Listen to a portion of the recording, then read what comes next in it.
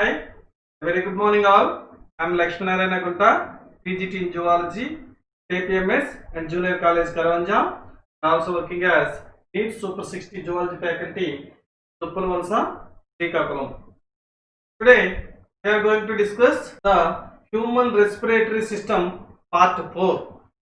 Under part 3, we have finished the transportation of oxygen and also the diffusion of gases, and today we are going to discuss the transportation of carbon dioxide. The transportation of carbon dioxide takes place in three ways. The first one is in dissolved state. 7% of carbon dioxide is transported in dissolved state in plasma, and 20 to 25% of carbon dioxide is transported as carbamino compounds. More than 70% of carbon dioxide is transported as bicarbonates. Okay, let us discuss all these things one by one. First, transportation of carbon dioxide in dissolved state. As we already have discussed, it is 7% of carbon dioxide is carried in the dissolved state to the plasma. I have already told you that only 3% of oxygen is transported in dissolved state in plasma, whereas 7% of carbon dioxide it is carried in dissolved state in plasma. What is the reason behind it?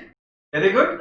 When compared to oxygen, carbon dioxide has 20 to 25 times more solubility than oxygen. That's why 7% of carbon dioxide is carried in dissolved state through the plasma. This CO2, it is dissolved in water. It forms into H2CO3, the carbonic acid.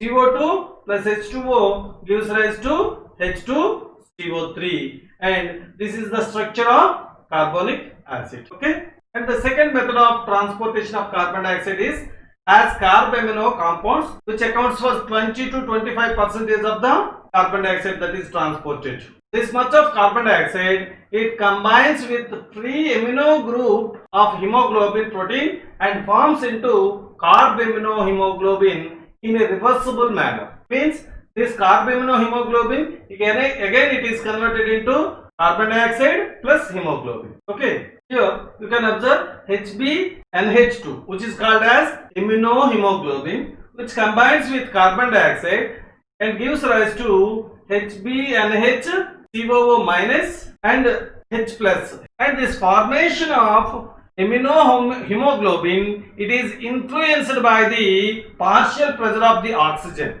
At tissues, the partial pressure of oxygen is very less, that is 40 mmHg. That's why this hemoglobin, it combines with carbon dioxide and forms into carbaminohemoglobin. Okay, at tissues where the partial pressure is very less, that is 40 mmHg, partial pressure of oxygen is 40 mmHg, HbNH2 immunohemoglobin, it combines with carbon dioxide at the tissues and forms into carbaminohemoglobin plus hydrogen ion, where the PO2 is 40 mmHg. Whereas at lungs, where the partial pressure of oxygen is high, that is the PO2 of oxygen at lungs is 104 mmHg, then this carbaminohemoglobin, it again splits into immunohemoglobin plus carbon dioxide, where the partial pressure of oxygen is 104 mmHg, and this carbon dioxide, it is separated from carbaminohemoglobin, and at this carbon dioxide, it is sent out through the lungs to the outer atmosphere. Okay, this way the partial pressure of oxygen, it plays an important role in association or dissociation of hemoglobin with carbon dioxide. Okay, na? And the third method of transportation of carbon dioxide is as bicarbonates. Most of the carbon dioxide, that is nearly 70% of carbon dioxide, is transported in the form of bicarbonates, and the red blood cells, they contain very high quantities of enzyme called as carbonic anhydrase.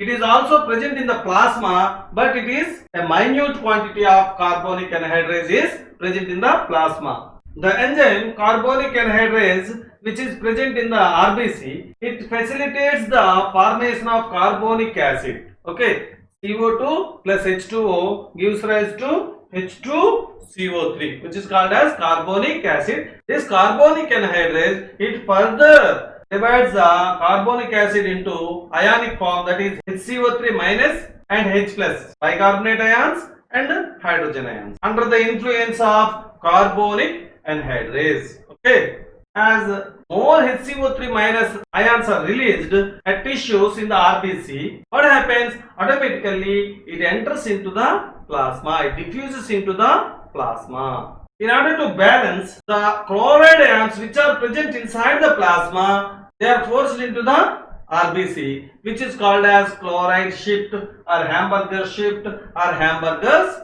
phenomena. The exchange of chloride ions and bicarbonate ions between RBC and plasma is called as chloride shift or Hamburger shift or Hamburger's phenomena. Let us once recap this transportation of carbon dioxide. These are tissues where the partial pressure of oxygen is very less, that is 40 mmHg. These are alveoli where the partial pressure of oxygen is 104 mmHg. At tissues where the partial pressure of oxygen is less, what happens? The carbon dioxide which is formed in tissues as a result of metabolism, it is diffused into the capillary. This one is blood capillary and this one is the RBC. And this carbon dioxide, under the presence of an enzyme called as carbonic anhydrase, it is dissolved in H2O and it forms into H2CO3, carbonic acid. And this H2CO3, it is further divided into H plus ions and HCO3 minus ions, bicarbonate ions. Okay, and these bicarbonate ions, they are transported to the lungs along with the blood. These hydrogen ions, they combined with the hemoglobin and form into HHB, acid hemoglobin, which is called as acid hemoglobin. Hemoglobin is an amphoteric compound, as it can act as acid and also act as base. At lungs where the PO2 is high, then what happens? The automatically the total reaction, it reverses. That is, the bicarbonate ions, they unite with the free hydrogen ions and form H2CO3. And this H2CO3, it again divides and forms into carbon dioxide and water. This carbon dioxide, it is released into the alveoli from the blood capillary, which is at the lung. And this carbon dioxide, which is received by the alveoli, it is sent into the atmosphere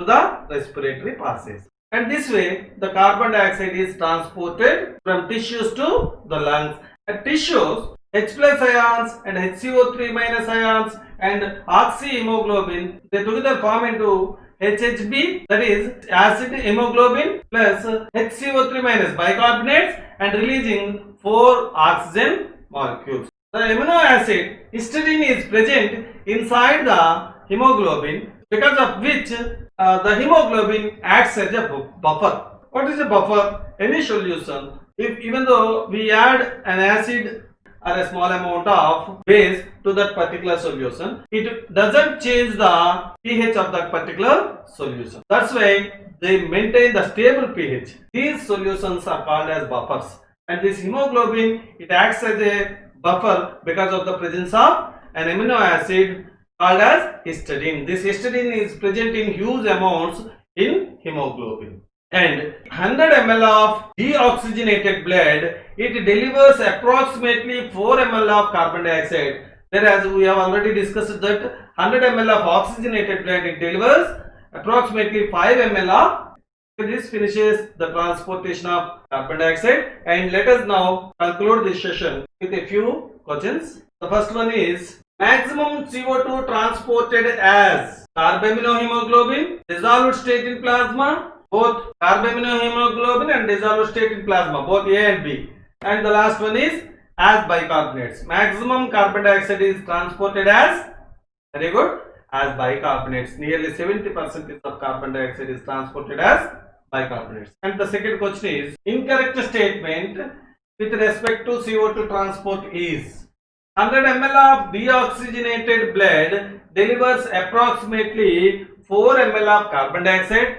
RBC's contain high concentration of carbonic anhydrase. Carbonic anhydrase is absent in the plasma. Most of the CO2 is transported as bicarbonates. What is your option? Right, that's right answer.